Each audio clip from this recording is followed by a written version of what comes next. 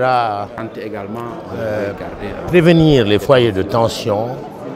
pour faire en sorte que la paix règne dans ce pays. Donc à chaque fois qu'il y aura des tensions, des crises, eh bien ces ambassadeurs vont se lever pour aller prêcher la paix, pour chercher les compromis entre les différents protagonistes de ces crises ou de ces tensions, pour faire régner la paix dans ce pays, parce que notre pays a besoin de stabilité pour se développer. Il n'est pas possible de développer un pays dans les conflits, dans les crises. C'est dans la paix que nous développons le Sénégal. Ils sont choisis en fonction sur la base de leur crédibilité. Vous les avez vus, ce sont tous des personnalités extrêmement crédibles, des personnalités qui ont joué leur partition dans les différents secteurs d'activité auxquels ils appartiennent. Ils sont acteurs, ils sont artistes, ils sont avocats,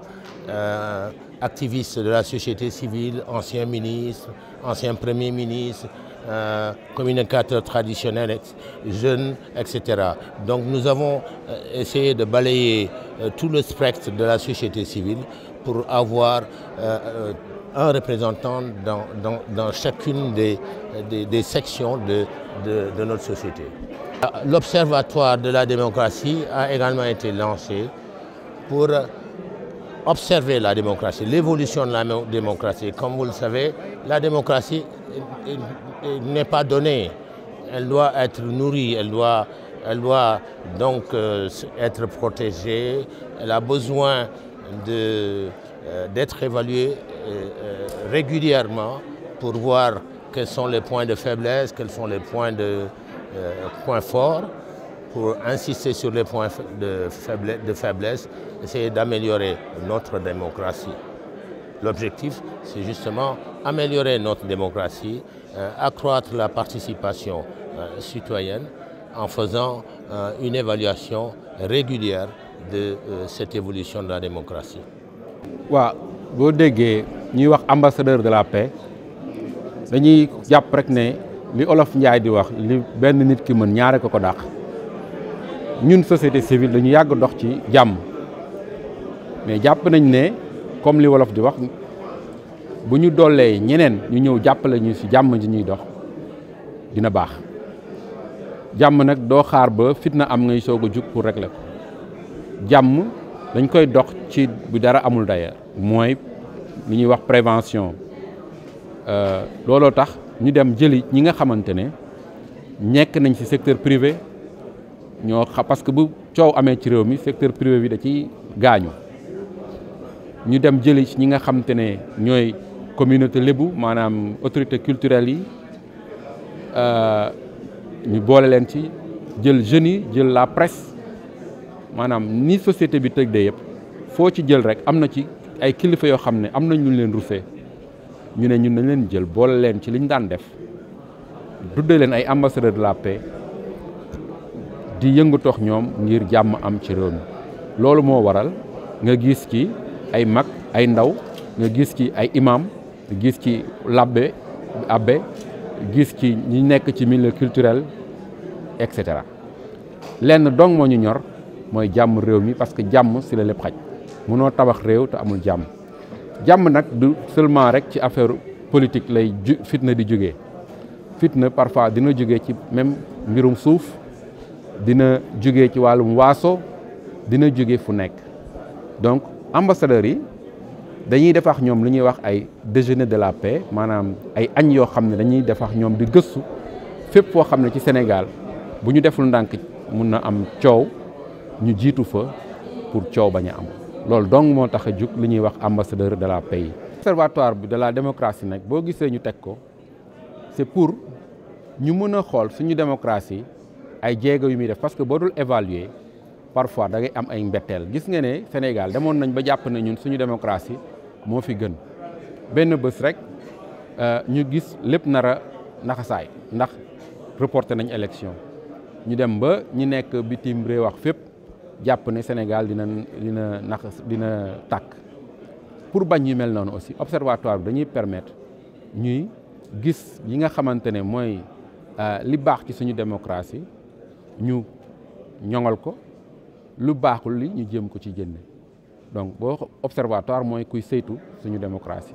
et donc ñu am ay outils ay jumtukaay yoo xam ne dinañu permettre ñu xam ci wàllum élection lii war nañ ko améliorer ci wàllum transparence lii war nañ ko améliorer ci wàllum guerre ci wàllum loo mënti gis luy développer suñu démocratie ci wàllum liberté yooyu donc observatoire bi day nekk koo xam ne day am bët ci suñu doxalinu démocratie ngir toujours di ko ñoŋal ba nga xam ne dara du ñu bett comme ni mu amee woon njàqare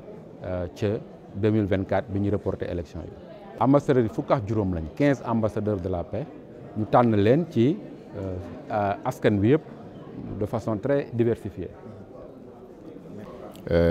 Nous appréhendons la mission avec beaucoup d'humilité d'abord, mais avec beaucoup d'engagement. En tant que citoyens sénégalais, nous avons hérité d'un territoire avec son histoire, avec sa mémoire. Et ce territoire, le Sénégal, qui est notre mère à nous tous, on nous l'a légué avec ses valeurs de paix, ses valeurs de cohésion sociale, ses valeurs de concertation. Même en cas de conflit, il y a toujours notre mémoire territoriale qui nous enseigne que xuloo amul ñàkk waxtaan moo am. Cela veut dire que le dialogue est une ressource comme une ADN dans notre territoire. Donc en tant qu'ambassadeur de la paix, nous sentons que nous avons la responsabilité, avec toute l'humilité nécessaire, la responsabilité de partager ces valeurs de paix avec nos concitoyens et d'être alerte, d'être vigilant, de pouvoir détecter les éléments qui pourraient susciter dans l'avenir des incompréhensions et d'essayer de les prévenir par la promotion de cette culture de la paix dont parlait Maître Mame Adama Gueye, pour dépasser même la culture de la paix et arriver à une tradition de la paix. Et si nous arrivons à une tradition de la paix, ça voudrait dire qu'on pourra être tranquille. Mais rien n'est donné, rien n'est acquis une bonne fois pour toutes. Et c'est pour ça que le travail demande une constante vigilance. Merci. En tout cas, c'est une mission des religions. Je ne parle même pas de la religion musulmane. Je pense que c'est une mission des religions que d'établir la paix entre les humains. Parce que si nous révisons les Écritures, nous nous rendrons compte que la paix traverse la création, la créature, depuis Adam jusqu'à nos jours. Dans les livres, je prends l'exemple de la prière. À chaque fois, je dis la prière chez les musulmans est une invitation à la culture de la paix. Parce que nous commençons par la glorification d'Allah, mais nous terminons par Assalamu alaikum. Or, Assalamu alaikum, que la paix soit sur vous, n'est pas seulement une prière, c'est un engagement. Si je veux que la prière soit sur vous, je m'engage à ne rien faire qui altère cette paix qui doit venir en vous. Donc, ce doit être un engagement pour tous les musulmans. Je pense que c'est la même chose aussi pour les chrétiens. Donc, les religions peuvent être des ressources. Je le pense. Hein. Je pense que les religions sont des ressources pour nos pays. Les religions ne sont pas des handicaps. Les religions sont des ressources pour la fraternité, pour la cohésion sociale, mais c'est aussi des ressources même pour le développement, parce que les valeurs qu'elles incarnent se reflètent dans l'action du citoyen. Le fait que nous choisir comme ambassadeur de la paix parmi tant de Sénégalais, loolu sant la. Puis Sénégal yaakaar naa ne buñ fi woote jàmm bokk na ci li nga xamante ne ni moom la ñu mooñaale. Bu dee ci fàttaliku rek yaakaar naa ni amuñu fi conflit ethnique amuñu fi conflit religieux ñun fii ñëpp benn lañu te boo dee xool bu baax ñun ñëpp ñoo bokk yow am nga maamu joolaa wala maamu séeréer wala maamu tukulóor man noonu keneen noonu kon donc ay mbokk lañu avant tout loolu dañ koo seet fii dañuy wax séeréer jaamu tukulóor tukulóor jaamu séeréer am na réew yoo xam ne boo ko fa defee guerre civile la fay indi donc ñun yaakaar naa ne préparé woon nañu ci wàllu woowu le reste mooy gën a yokk parce que adduna dafa tas dafa yàqu conflit d'intérêt yi danoo bari te conflit d'intérêt yi du rek sur le plan international mais dafay dugg ba ci seen biir réew ndax parparloo bu ko defee nag ñun comme que yàlla dogal na ñu tànn ñu fexe ba mérité li tax ñu tànn di doxal jàmm di ñaan jàmm réew mi am jàmm ndaxte bu réew mi amul jàmm développement du am boo gisee réew mi ni mu nekkee ni tekk dal loolu la ñu bari ci àdduna ñeewe Sénégal pays de paix sunu premier président li mu doon wax mooy Sénégal pays de dialogue donc yàgg nañ di waxtaan ci sunu biir am nañu ay tariixa am nañu ay ethnie am nañu lépp waaye ku ci xewle rek day mel ni ñëpp a xewle donc ci jàmm jooju nañ ci sukkandiku am nañu base am jàmm kon yaakaar naa ne lii nga xam ne te ni société civile bi créé na ko de toute façon man daal li may ñaan mooy ñu réussir ko li may ñaan mooy mériter li tax ñu teg ma fi et puis daal di sant yàlla di julli ci yonent bi yàlla na ñu am ndam daal merci. du ma changer dëgg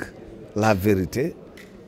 ak it jéem a jubóole parce que yaakaar naa bari naa ci xam du ma leen ko wax yàgg ngeen di gis am na ci yoo xam ne dama koy dox moo xam ñu feebar moo xam ñu am jafe-jafe justice moo xam ñu am jafe-jafe financière yu ci nekk damay jóg sol sama dàll dem doxi ko loolu tam lay continuer man awma changement ci li may nekk nii parce que lii dama koo miin kaay ñu wax jàmm kaay ñu dox jàmm kaay ñu dem fi jàmm ne yaakaar naa ne loolu mooy sama mission pour toujours te ci loolu lay nekk encore